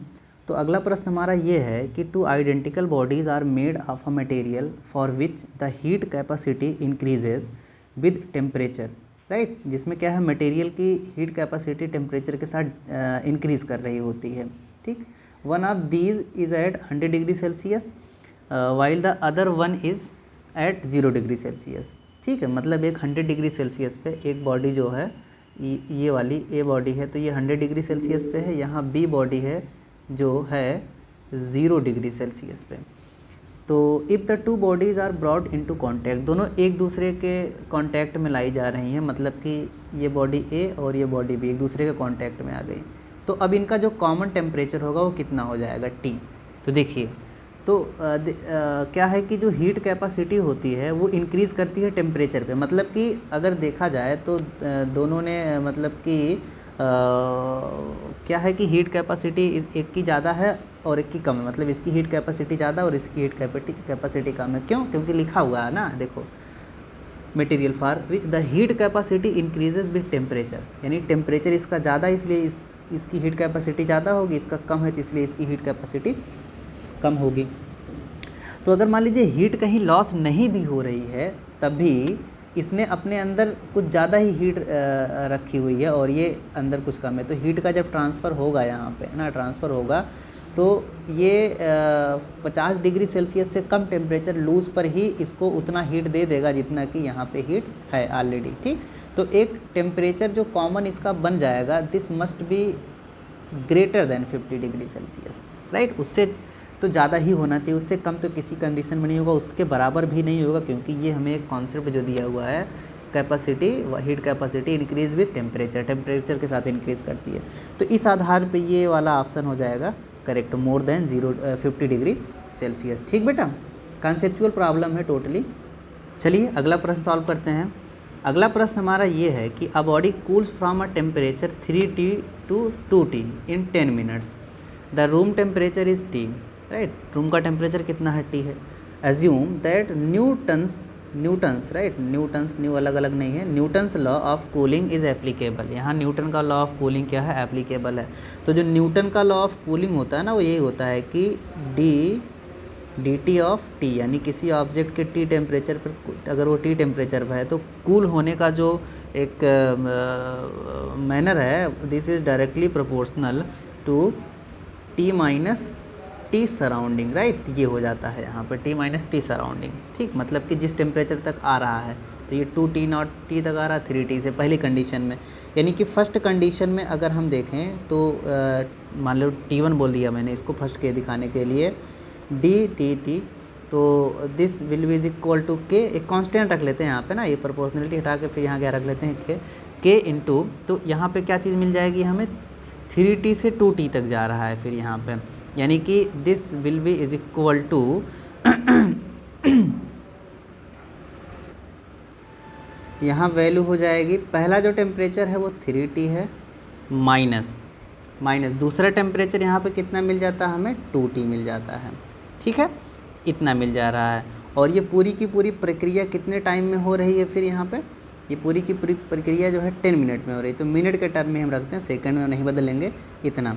तो मतलब कि अगर देखा जाए यहाँ कांस्टेंट वैल्यू को हटा कर या मान लो लगा के ही हम लिखते हैं कांस्टेंट वैल्यू को, तो इतना लिखा जा सकता है dt_t1। ठीक, इसी प्रकार से अगर dt2/dt लिखते हैं हम यहाँ से, है ना, dt लिखते हैं तो ये हो जाएगा K। अब वो 2T से मान लीजिए T डैश तक चला जा रहा है ना, टेम्परेचर कितना हो जा रहा है, T डैश हो जा रहा है नेक्स्ट टेम्परेचर, ये भी कितना है नेक्स्ट 10 सेकंड में हो रहा है ये काम पूरा। ठीक, तो यहाँ आप देखिए मैंने T1 और T2 जो रखा है ना, वो जो 3T से 2T तक जा रहा है, इन्हीं का मीन टेम्परेचर है। यानी अगर देखा जाए एक हिसाब से तो T1 को लिखा जा सकता है 3T + 2T/2, जिसको ये हो जाएगा 2.5T, और जो T2 हो जाएगा वो हो जाएगा 2T + T-/2 ना, तो इसको लिख ही देते हैं हम लोग 2T + T-/2, मतलब कि ये हो जाएगा T + T-/2। ठीक, तो ये इतना है यहाँ पे, ये आप जानते रहिए कि ये इनकी जो है वैल्यूज़ हैं फिर यहाँ पे इस तरीके से। तो भाई जो रेट ऑफ कूलिंग होता है वो क्या है यहाँ पे, बराबर होना चाहिए यहाँ पे, या हम जो है इसको बराबर करके यहाँ पे सॉल्व कर सकते हैं। ठीक, अब अगर मीन में हम न्यूटन्स के लॉज ऑफ कूलिंग को देखें, न्यूटन्स लॉ ऑफ कूलिंग को, तो मीन के लिए मतलब कि जब वो टेम्परेचर T1 पर है और फिर इतना है, तो ये चीज़ सॉल्व करने के बाद मतलब वो रूम टेम्परेचर पर आएगी, तो उस समय जो इसका रेट वगैरह मिलेगा, तो उस हिसाब से एक्सप्रेशन को लिखा जा सकता है K into 2.5T minus T, यानी कि जो भी आएगा तो मतलब कि 2.5T minus T divided by कितना हो जाएगा फिर यहाँ से 10। ठीक, एक तो ये हो गया। फिर यहाँ से इसी प्रकार से अगर d2/dt अगर हम मीन के टर्म में लेकर के लिखें ना, ये बिना मीन के टर्म में लेके लिखे हुए हैं, और यहाँ हम क्या कर रहे हैं, मीन को मीन के टर्म में लेकर के राइट कर रहे हैं। तो जब मीन के टर्म में लेकर के राइट करेंगे तो ये हो जाएगा K T2 माइनस T, मतलब कि जो सराउंड जो जिस टेम्परेचर तक वो आना चाह रहा है, तो T2 जो हो रहा है वो T + T-/2 minus T divided by 10 हो जा रहा है। ठीक है, ये इतनी चीज़ हो रही है यहाँ पे। अब अगर ये चीज़ इसके बराबर है, ये चीज़ इसके बराबर हम करके राइट करें तो यहाँ बहुत ही आसानी से लिखा जा सकता है 3 माइनस 2t/10, मतलब ये मिल जाएगा यहाँ पे ओवरऑल t/10, राइट। तो t/10 this will be is equal to 2.5 t minus T, मतलब कि 2.5 t में से अगर हम t घटा देते हैं तो 1.5 t बच जाएगा, यानी कि ये मिल जाएगा आपको 3t/20। ठीक, इसे अगर हम यहाँ से देखें तो 3t/20 मिल जाएगा फिर यहाँ पे, है ना, ये चीज़ मिल जा रहा है। अच्छा सॉरी, इन एक्सप्रेशनों में क्या है कि बाई 10 नहीं होगा ना, क्योंकि वो टेम्परेचर का डिफरेंस ही रहता है। ठीक, तो टेम्परेचर का हम डिफरेंस ही रखेंगे, तो this will be is equal to overall ये कितना हो जाएगा यहाँ से 3t हो जाएगा। चलो हम इसको ऐसे अभी 3/2t हो जाएगा। ठीक, इसे इक्वेशन नंबर 1 बना लेते हैं। अब dt आप tt2 को साथ में अगर ले करके हम राइट करेंगे यहाँ पे तो 2t minus T dash by 10, 2t minus T dash by 10, this can be written as, कितना लिखा जा सकता है, के हर दोनों तरफ से क्या होगा, कैंसिल होगा। तो यहाँ ये चीज़ हो जाएगी t plus T dash by 2 minus T, मतलब t से t कैंसिल हो गया फिर यहाँ पे ओवरऑल, है ना, t से t क्या हो जाएगा यहाँ पे कैंसिल हो जाएगा, इसे लिखा जा सकता है। तो अब अगर इन दोनों एक्सप्रेशनों को मैं डिवाइड कर देता हूँ तो 10 से 10 कैंसिल हो गया, है ना, और इस वाले 2 से वाला 2 कैंसिल हो गया, मतलब कि सॉल्व करने के बाद मुझे मिल जाएगा ये t divided by 2t minus T dash is equal to t divided by T dash. तो t डैश से t से t कट गया, मतलब कि ओवरऑल इसको इधर ट्रांसफ़र करूँगा तो t dash will be is equal to 2t minus T dash, है ना, तो इधर ये चला जाएगा फिर, तो 2t dash is equal to कितना हो जाएगा 2t हो जाएगा। तो t डैश की जो वैल्यू मिल जाएगी वो किसके बराबर मिल जाएगी, t के बराबर मिल जाएगी। तो इस हिसाब से चौथा ऑप्शन इसका क्या हो जाएगा, करेक्ट हो जाएगा, यानी कि जो टेम्परेचर इसका बनेगा यहाँ पे वो कितना हो जाएगा, फिर ये इतनी चीज़ हो जाएगी। क्या सही लिखा गया सब कुछ या कुछ चीज़ें गड़बड़ हैं इसमें फिर यहाँ पे, है ना, कुछ चीज़ें अगर गड़बड़ हैं तो उसको सही बनाया जा सकता है। गड़बड़ यही है कि यहाँ पे 3t था, ठीक, तो 3t से मल्टीप्लाई जब करेंगे यहाँ पे इसको तो ये मिल जाएगा आपको 6t माइनस 3t डैश, तो यहाँ पे 4t dash is equal to 6t मिल जाएगा, यानी कि t डैश की जो वैल्यू मिल जाएगी 3/2t मिल जाएगी। ठीक, तो ये चीज़ यहाँ पे आ जाएगा, यानी कि ये ऑप्शन नहीं करेक्ट होगा बल्कि ये दूसरा ऑप्शन इसका करेक्ट हो जाएगा। तो थोड़ा सा टिपिकल क्वेश्चन है ये, शायद उतने अच्छे से एक्सप्लेन यहाँ पे नहीं हो पाया है, बट फिर भी आप इसको रिवाइंड करके देख लीजिएगा तो आपके समझ में आ जाएगा फिर। चलिए अगला प्रश्न सॉल्व करते हैं। अगला प्रश्न हमारा ये है कि coefficient of linear expansion of brass and steel rods are α1 and α2, length of brass and steel rods are L1 and L2 respectively. If L2 minus L1, यानी कि L2 minus L1 is maintained same at all temperatures, यानी L2 minus L1 जो है उनका वो maintain है सभी temperature पे, तो which one of the following relations hold good, तो कौन सा रिलेशन इसमें बढ़िया रिलेशन है ना। तो अब इसमें क्या है देखिए, इस बेसिकली ये दूसरा ऑप्शन इसका करेक्ट होगा, क्योंकि इसी पर ही हमने क्या किया है, एक क्वेश्चन सॉल्व किया हुआ। लेकिन ये दूसरा किस आधार पर करेक्ट होगा पहले हम यहाँ पे अभी देख ही लेते हैं ना, कि क्यों ये दूसरा रिलेशन करेक्ट हो रहा है हमारा। अगर हम थर्मल एक्सपेंशन के एक्सप्रेशन को राइट करें, जैसे कि पहले में अगर मान लीजिए कि L1 डैश जो है लेंथ उसकी डेल्टा टी टेम्परेचर पर बढ़ जा रही है, तो इसको ऐसे लिखा जा सकता है कि L1 with in bracket 1 plus α1 into delta T. ठीक इसी प्रकार से अगर L2 के लिए मैं राइट करना चाहूँ तो L2 dash will be is equal to L2 with in bracket 1 plus α2 into delta T. इसको आसानी से इतना ऐसे लिखा जा सकता है यहाँ पे। अब अगर मान लीजिए कि मैं यहीं से L2 dash minus L1 dash निकालना चाहूँ, है ना, तो ये निकालने के बाद ये कितना मिल जाएगा फिर हमें यहाँ से, तो देखना ध्यान से आप, जब इसको हम सॉल्व करेंगे तो ये मिलेगा L2 minus L1 with in 1 bracket plus दूसरे ब्रैकेट में मिल जाएगा L2 α2 माइनस L1 α1 और फिर यहाँ कितना मिलेगा, डेल्टा टी मिल जाएगा। वही जो डेल्टा टी, यहाँ डेल्टा टी मतलब कि ये टेम्परेचर में चेंजेस, इसको कैपिटल लेटर से ही दिखाना ज़्यादा सही रहेगा, नहीं तो आप टाइम का डिफरेंस समझ लेंगे। तो ये डेल्टा टी इतना दिखा देते हैं फिर यहाँ पे, ठीक। लेकिन जो अगर एक्सप्रेशन के अकॉर्डिंग देखें तो ये जो चीज़ है इसके बराबर है, तो मतलब कि इतना तो जीरो के बराबर हो जाना चाहिए, क्योंकि डेल्टा टी तो जीरो होगा नहीं। तो इस वजह से L2 into alpha 2 this must be is equal to L1 into alpha 1, ठीक है। तो इस प्रकार का कोई भी सवाल अगर होता है तो उसके लिए डायरेक्ट हम ये इक्वेशन यूज़ कर सकते हैं। और इससे पहले के कुछ एक क्वेश्चन को सॉल्व करने के लिए हमने ये इक्वेशन यूज़ किया हुआ है, ठीक। तो इस आधार पे ये ऑप्शन करेक्ट होगा इसका। चलिए अगला प्रश्न सॉल्व करते हैं। तो अगला प्रश्न हमारा ये है कि a piece of ice falls from a height h so that it melts completely, right.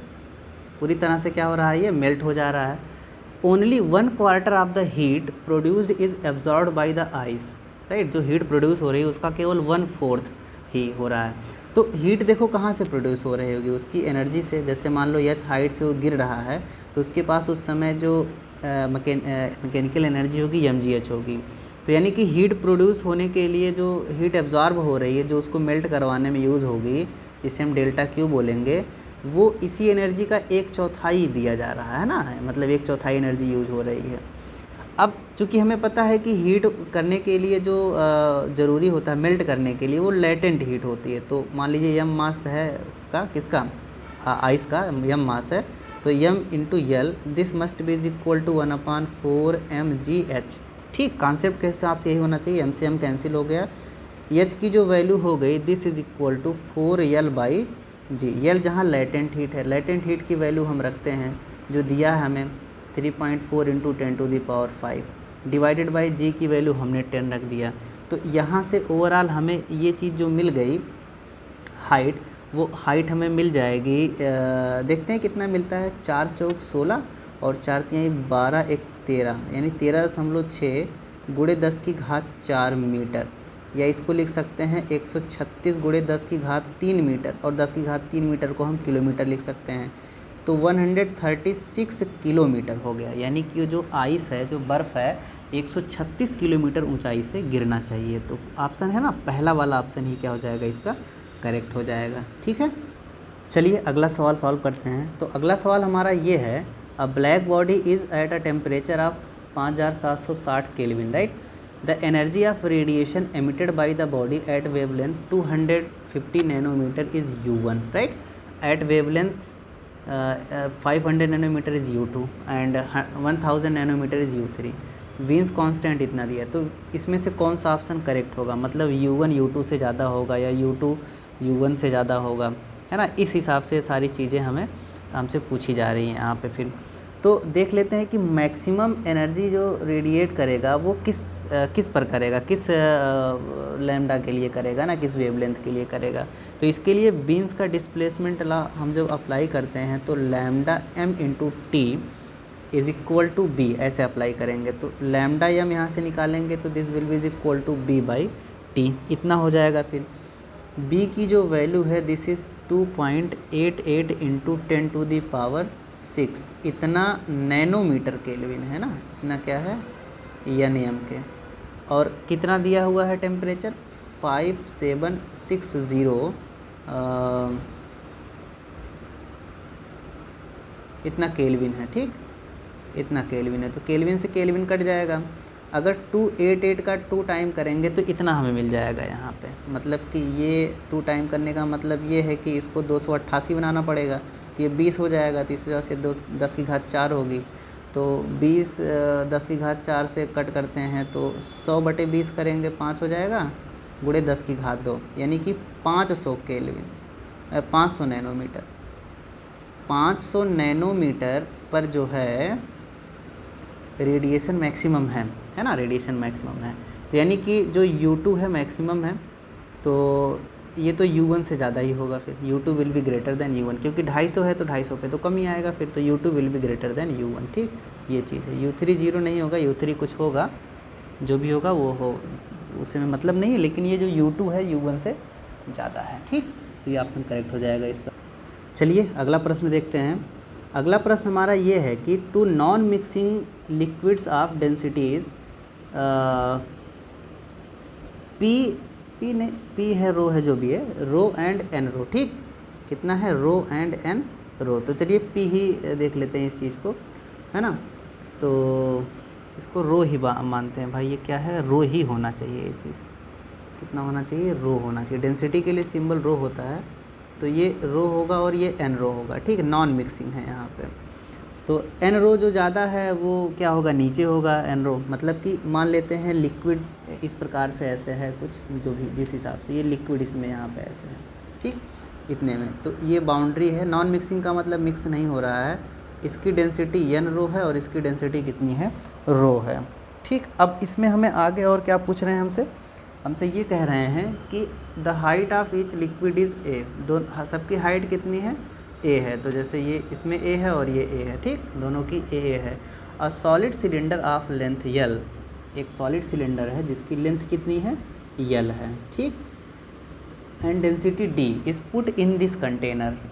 The cylinder floats with its axis vertical and length P L, P less than 1 in the denser liquid. Denser मतलब नीचे है। मतलब एक हिसाब से अगर देखा जाए, अगर बनाया जाए इसके लिए डायग्राम, तो ये सिलेंडर होगा और इसमें कितना है, ये इसमें जो है ये पी एल है, ठीक है, पी एल है। तो इसमें जो बचा होगा, इसमें जो तैर रहा होगा वो पूरा हो जाएगा एल माइनस पी एल हो जाएगा, है ना। यही तो होगा ना, एल माइनस पी एल, क्योंकि टोटल लेंथ इसकी कितनी है, एल है। अब ये बताना इसकी डेंसिटी कितनी है। तो डेंसिटी अगर हम बात करें तो बेसिकली अपथ्रस्ट फोर्स के कॉन्सेप्ट से हम इस चीज़ को लगा सकते हैं यहाँ पे। तो वेट ऑफ द सिलेंडर, मतलब जो सिलेंडर का वेट है ना, जो सिलेंडर का वेट है, बेसिकली वो क्या होगा कि जो इसके द्वारा जो भी एक मतलब लिक्विड डिस्प्लेस किया गया है, उन्हीं के वेट के इक्वल होना चाहिए, तभी तो बैलेंस कंडीशन में है ये। तो ऐसी सिचुएशन में, यानी इसीलिए तैर भी रहा है, तो फ्लोटेशन के लॉ से मतलब कि L इंटू ए मतलब वॉल्यूम हो गया, इंटू फिर डेंसिटी हो गई इसकी D, और ग्रेविटेशनल एक्सेलरेशन G तो होगा ही होगा, ठीक, इतना है। इज इक्वल टू, देखिए क्या है कि ये डेंसर वाले मीडियम की बस केवल इतना ही, मतलब कि एक प्रकार से बोल सकते हैं कि P इंटू एल, है ना, P into L into area A, और डेंसिटी कितनी है उसकी, एन पी है। कितनी डेंसिटी है उसकी यहाँ पे, एन पी है, एन रो है, सॉरी, डेंसिटी एन रो है, और कितनी, और यहाँ जी जी है, ठीक। तो ये अब थ्रस्ट हो गया, या बोल सकते हैं डिस्प्लेस्ड लिक्विड का वेट हो गया। यहाँ पे नहीं समझ में आया होगा ना आपके, कैसे ये इतना लिख दिया गया है। ये जो इतना ही इसमें वॉल्यूम है, और ये इसकी डेंसिटी है, और ये जी है ना। तो वॉल्यूम इंटू डेंसिटी मास हो गया, और यहाँ जी जो हो गया वो मल्टीप्लाई कर देंगे तो वेट हो जाएगा। ठीक इसी प्रकार से ऊपर वाले के लिए निकालते हैं, तो ऊपर वाला जो है एल माइनस पी एल है, into L minus P L है, इंटू डेंसिटी इसकी रो जो एरिया है क्रॉस सेक्शन का वो ए है, तो ये वॉल्यूम हो गया। डेंसिटी से मल्टीप्लाई करेंगे मास पता हो जाएगा उस लिक्विड का, और जी से मल्टीप्लाई कर देंगे इतना हो जाएगा, ठीक। तो ये इतनी चीज़ लिखी गई है। अब इसी को आपको सॉल्व करना है। जब आप सॉल्व करोगे ना बेटा, तो डी की जो वैल्यू है वो आपको मिल जाएगी 1 plus N minus 1 into P, ठीक है, ये इतना मिलेगा, इंटू फिर कितना मिल जाएगा यहाँ पे, रो मिल जाएगा, ठीक। तो इस आधार पर अगर हम देखें तो हमारे लिए जो ऑप्शन मिल रहा है वो दूसरा ऑप्शन मिल रहा है, ठीक। आप सॉल्व करिएगा, देखिएगा जितना आ रहा है, कैलकुलेशन बहुत टफ चीज़ नहीं है, ठीक। तो हो गया इतना सवाल ये हमारा। अगला सवाल देखते हैं।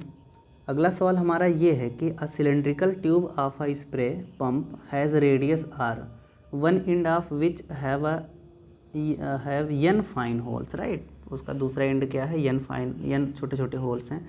ईच ऑफ रेडियस आर, सबकी रेडियस कितनी है, आर है।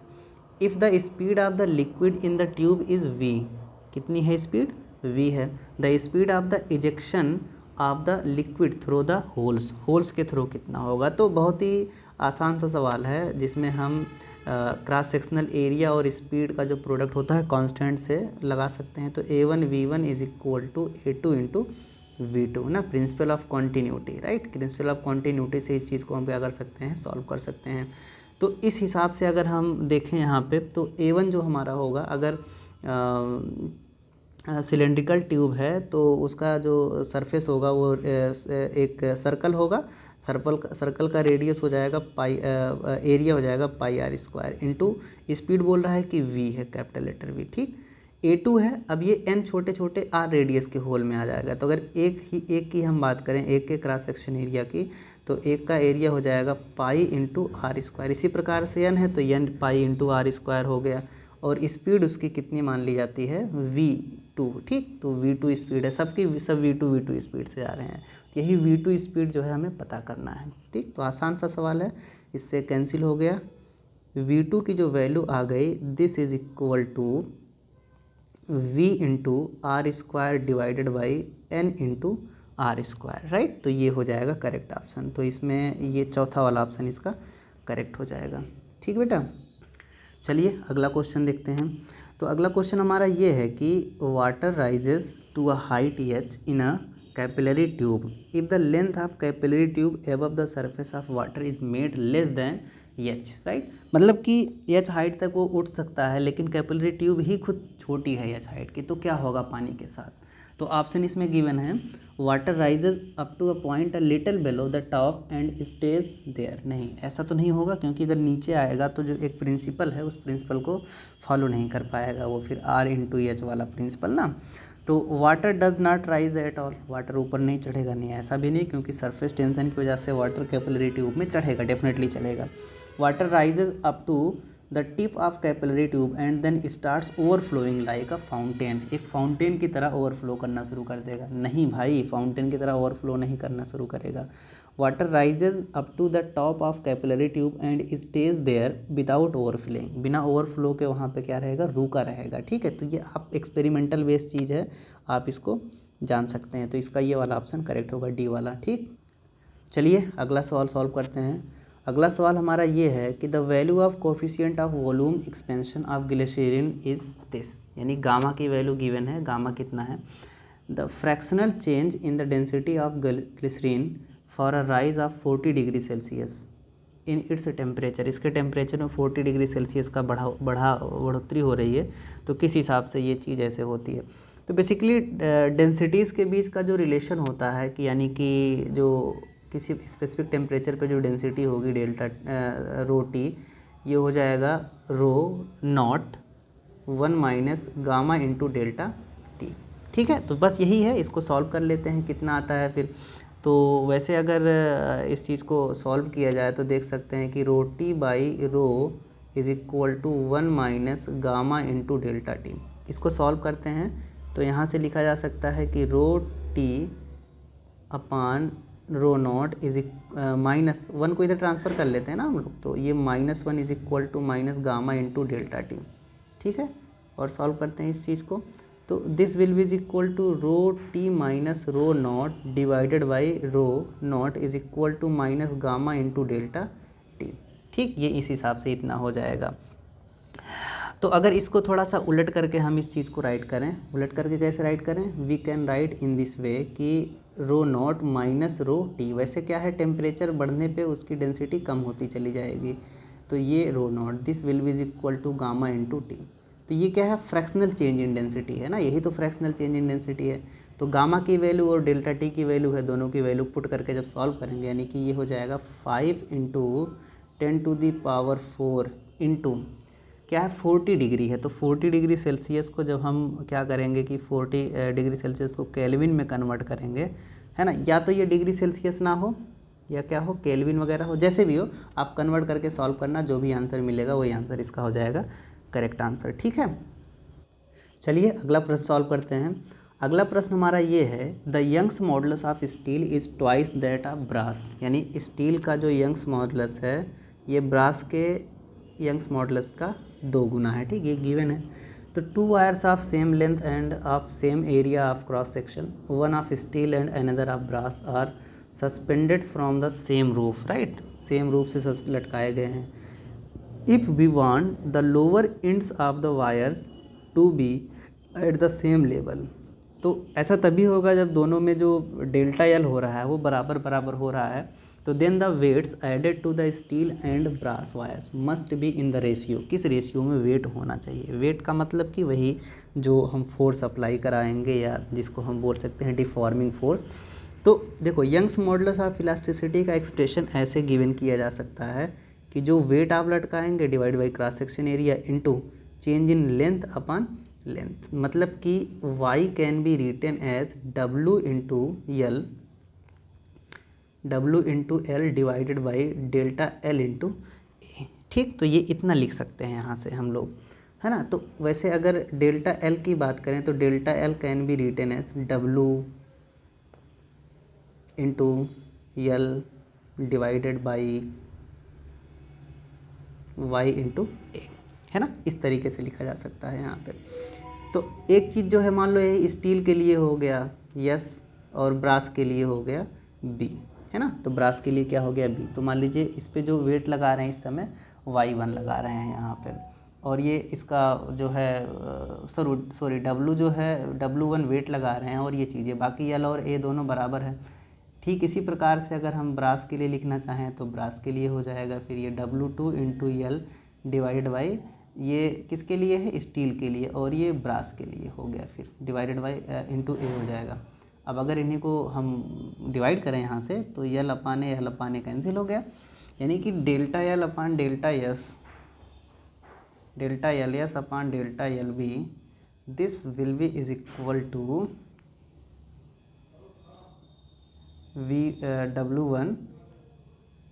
W1 किसके लिए स्टील के लिए into Y b divided by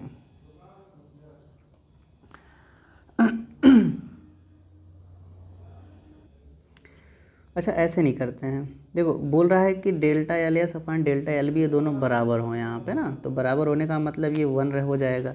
तो इस आधार पे अगर हम सॉल्व करेंगे यहाँ पे तो लिख सकते हैं कि W2 upon Y b is equal to W1 upon Y s, मतलब कि W1 upon W2 will be is equal to Y s upon Y b. तो वाई एस जो है 2YB है और ये YB है ही, तो 2:1 होना चाहिए रेशियो ना। तो ये ऑप्शन जो हो जाएगा करेक्ट हो जाएगा इसका। चलिए अगला प्रश्न सॉल्व करते हैं। अगला प्रश्न हमारा ये है the 2 ends of a metal rod are maintained at temperatures इतना, मतलब एक मेटेलिक रॉड है यहाँ पे इस तरीके से, एक का टेम्परेचर 100 डिग्री सेल्सियस है, दूसरा जो है 110 डिग्री सेल्सियस टेम्परेचर पर है ना। तो अब ऐसी सिचुएशन में क्या है कि हीट किसी ना किसी रेट से फ्लो हो रहा है और वो रेट कितना है 4 जूल। तो हीट इधर की तरफ फ्लो होगा 4 जूल पर सेकंड। वैसे हीट फ्लो होने का जो रेट है वो इस सिचुएशन में अगर हम लिखें, मान लीजिए हीट फ्लो होने का जो रेट है जिसे हम H1 बोल दें यहाँ पे ना, या H1/T जो भी H1 बोल देते हैं, तो this can be written as, इसका एक एक्सप्रेशन होता है और वो होता है K, मतलब इसका जो एक कांस्टेंट होगा K into cross section area A into DT यानी डेल्टा टी मतलब टेम्परेचर में जो डिफरेंस है। तो 100 डिग्री सेल्सियस और ये इतना है तो 10 का डिफरेंस है ना, 10 का डिफरेंस हो गया, और जो लेंथ है इसकी पूरी L। ठीक, तो ये हो गया H1। ठीक, दूसरी कंडीशन में यहाँ पे ये है कि अगर 200 और 210 है तो फिर कितना होगा, फिर यहाँ पे 200 और 210 है तो H2 जो हो जाना चाहिए K into A into temperature difference कितना है, इस दशा में भी 10 ही है अपान L। तो H1 और H2 दोनों बराबर होने चाहिए, है ना, बराबर होने चाहिए। तो अगर H1 4 जूल पर सेकेंड है तो H2 भी कितना होगा 4 जूल पर सेकेंड ही होगा। तो इस वजह से ये ऑप्शन जो हो जाएगा करेक्ट है। तो टेम्परेचर डिफरेंस के और लेंथ के इन सब के डायरेक्टली प्रोपोर्शनल, इन्वर्सली प्रोपोर्शनल, इस टाइप से चीज़ें ये होती हैं। तो इस आधार पे क्या है, हमें सवाल को बहुत ज़्यादा सॉल्व नहीं करना, बस केवल कॉन्सेप्चुअली इस प्रॉब्लम को सॉल्व करके बता देना है कि H1 और H2 दोनों बराबर होंगे यहाँ पे। ठीक, चलिए अगला प्रश्न सॉल्व करते हैं। अगला प्रश्न हमारा ये है कि a wind with speed 40 metre पर second blows parallel to the roof of a house, the area of the roof is 250 metre square, assuming that the pressure inside the house is atmospheric pressure. तो pressure excess होगा तो excess pressure हम यहाँ पे निकाल सकते हैं, या प्रेशर में जो एक प्रकार से जो अंतर है, जैसे मान लो ये रूफ है, ये चीज़ ऊपर क्या है v स्पीड से हवा बह रही है ना, v स्पीड से क्या है हवा बह रही है। तो इसका जो एक एक्सेस प्रेशर होगा बर्नौली के थ्योरम से इसको हम बोल सकते हैं कि ये 1/2 रो इंटू वी स्क्वायर इतना होना चाहिए यहाँ पे फिर, है ना, रो इंटू वी स्क्वायर होना चाहिए, जहाँ पे रो क्या है एयर की डेंसिटी है और वी जो जिस स्पीड से वो उधर ब्लो कर रहा है, ठीक है। तो बस हो गया ना सवाल, हमारा सॉल्व यहाँ पे। अब इसमें क्या पूछ रहा है कि the force exerted by the wind on the roof and the direction of the force. देखो ऐसी सिचुएशन में क्या होगा कि ये जो ऊपर का प्रेशर होगा कम हो जाएगा और नीचे का प्रेशर ज़्यादा हो जाएगा। जब जहाँ हवा की स्पीड ज़्यादा होती है प्रेशर वहाँ कम हो जाता है, तो फोर्स तो ऊपर की तरफ लगेगा, अपवर्ड लगेगा फिर फोर्स, और ये फोर्स अपवर्ड लगेगा तो प्रेशर एक्सेस इतना है तो force will be is equal to, या प्रेशर को लिख सकते हैं force into force upon area लिखा जा सकता है प्रेशर को ना। तो फोर्स एफ लग रहा है upon area A, this is equal to half rho into we square. तो फोर्स की बात करेंगे तो half into rho into we square into A. अब ये सारी वैल्यूज़ जो दी हुई है ना, देखो सब दी हुई हैं, इसको रख के सॉल्व करो और आंसर लो। तो आप सॉल्व करेंगे बेटा तो आंसर मिल जाएगा आपको ये 2.4 इंटू 10⁵ n, ठीक है। 2 न्यूटन मिल रहा है इसमें, दोनों देखो एक में डाउनवर्ड और एक में अपवर्ड है, तो आप जब देखेंगे तो ये अपवर्ड होगा ना, क्यों, क्योंकि ऊपर हवा तेज़ी से बह रही है, इस वजह से वहाँ का प्रेशर कम हो जाएगा फिर, ठीक। चलिए अगला क्वेश्चन हम देखते हैं। अगला क्वेश्चन हमारा ये है, the approximate depth of an ocean is 2700 metre, the compressibility of water is this. Compressibility दी हुई है, तो इस कंप्रेसिबिलिटी और बल्क मॉडुलस ऑफ इलास्टिसिटी का रिलेशन ही होता है 1/k ना। तो इस हिसाब से बोल सकते हैं कि जो भी होगा, ठीक है, वैल्यू नहीं रखेंगे अभी हम, वैल्यू रखना आपका काम है, आप रखिए और सॉल्व करिएगा उसे। तो डेंसिटी वाटर की पता ही कितनी है, तो what fractional compression of water will be obtained at the bottom of the ocean, right. तो जो अगर हम बात करें चेंज इन प्रेशर की बात करें, तो प्रेशर में जो बदलाव होगा जब वो h गहराई तक, यानी कि इतनी गहराई तक पहुंच जाएगा, तो वहाँ पे प्रेशर में बदलाव रो जी एच होगा, ठीक। तो ये डेल्टा पी की वैल्यू आ गई है फिर यहाँ पे। अब कुछ रह नहीं गया है, कंप्रेशन का मतलब कि fractional change in volume, delta V by V निकालना है कितना है। तो देखिए बल्क मॉडुलस ऑफ इलास्टिसिटी का जो एक्सप्रेशन होता है, दिस इज इक्वल टू क्या, delta P divided by delta V upon V, ठीक। यही तो होता है ना यहाँ पे, ये प्रेशर है, प्रेशर मतलब वही जो डेल्टा पी यहाँ लिखा है। चाहो तो आप क्या कर सकते हो, केवल पी लिख सकते हो, चलो पी मैंने लिख दिया यहाँ पे, लेकिन पी का मतलब क्या है, चेंज इन प्रेशर है, जो बदला हुआ प्रेशर है ना। तो और ये डेल्टा वी अपान वी है। आप बोलोगे यहाँ माइनस रखते थे, लेकिन माइनस नहीं रखा गया, तो माइनस इसलिए नहीं रखा गया क्योंकि क्वेश्चन में ऑलरेडी कंप्रेशन दिया हुआ है ना। तो माइनस कंप्रेशन के लिए हम दिखाते हैं, तो इस वजह से कंप्रेशन, फ्रैक्शनल कंप्रेशन बताना है, तो इस वजह से हम माइनस नहीं रखेंगे। तो अब यहाँ से डेल्टा वी अपान वी की जो वैल्यू है, this will be is equal to P by B, है ना, यानी कि 1/b will be is equal to K, क्या हो जाएगा, के हो जाएगा। तो इस आधार पे p जब रखेंगे तो रू जी एच इंटू के, ये इतना हो जाएगा। तो डेल्टा वी अपान वी यही हो जाएगा। अब आप वैल्यू रख करके जब आप सॉल्व करेंगे ना बेटा, तो कुछ ना कुछ आपको आंसर मिलेगा। चलिए मैं इसको ऐसे सॉल्व भी कर देता हूँ। तो डेंसिटी जो है 10⁻³ है, जी की वैल्यू मान लो मैं 10 ही रखता हूँ, एच जो मेरा है वो है 2700, और जो के है दिस इज़ 45.4 इंटू 10⁻⁻11। तो इन सभी को जब मैं सॉल्व करूँगा तो मुझे मिल जाएगा 1.2 इंटू 10⁻², कितना मिलेगा, 10⁻² मिल जाएगा। तो ये क्या हो गया, ये फ्रैक्शनल चेंज हो गया, इसकी कोई यूनिट नहीं होगी ना, यूनिट नहीं है कि यूनिटलेस क्वांटिटी होगी। तो ये जो क्वेश्चन अभी हमने सॉल्व किए, टोटल 30 क्वेश्चन सॉल्व किए हमने, और ये प्रॉपर्टीज़ ऑफ मैटर से, इसमें बेसिकली अगर एनसीईआरटी बुक से आप देखेंगे तो ये कुछ चैप्टर इसमें कवर हुए हैं। आई होप कि 3 चैप्टर कवर हुए हैं इसमें, और या जितने भी चैप्टर कवर हुए हैं, चैप्टर के बारे में नहीं, लेकिन ये मैटर की जो प्रॉपर्टीज़ होती है उसी से रिलेटेड जो मेडिकल एंट्रेंस एग्जामिनेशन या नीट की परीक्षा में क्वेश्चन पूछे गए थे 2020 से लेकर के 2015 तक के, वो सारे क्वेश्चन यहाँ पे सॉल्व किए गए हैं। वैसे बहुत सारे क्वेश्चन हैं, और भी क्वेश्चनों की लिस्ट है, बट उन्हें सॉल्व आप खुद से भी करिए। एक बेसिक आइडिया दिया जा रहा था कि किस प्रकार से क्वेश्चनों को सॉल्व करेंगे।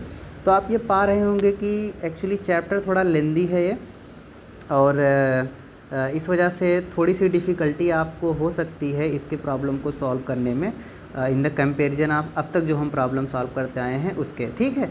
लेकिन फिर भी क्या है, इतना भी डिफ़िकल्ट नहीं है कि आप नीट का एंट्रेंस एग्जामिनेशन देने जा रहे हैं और आप इसको सॉल्व ना कर पाएँ, ठीक है। थोड़ी सी डिफ़िकल्टी लेवल तो होगी ही होगी ना, ठीक। तो फ़िलहाल इसी स्तर के क्वेश्चन नीट की परीक्षा में पूछे जाते हैं, आपको इसी स्तर की प्रिपरेशन करनी है। जैसा कि मैं बार बार आपको बोलता आ रहा हूँ कि बहुत ज़्यादा हाई फाई सवाल आपको नहीं सॉल्व करने हैं, क्योंकि हाई फाई सवाल आप सॉल्व करेंगे तो आप नहीं कर पाएंगे सॉल्व, तो मनोबल आपका डाउन होगा फिर ना, तो वो नहीं होना है। परीक्षा में मनोबल रहना बहुत ज़रूरी है, और क्योंकि क्वेश्चन का लेवल यही होता है, ठीक। चलिए, आपको आपकी आगामी परीक्षा के लिए बहुत ढेर सारी शुभकामनाएँ, और आज के लिए बस इतना ही।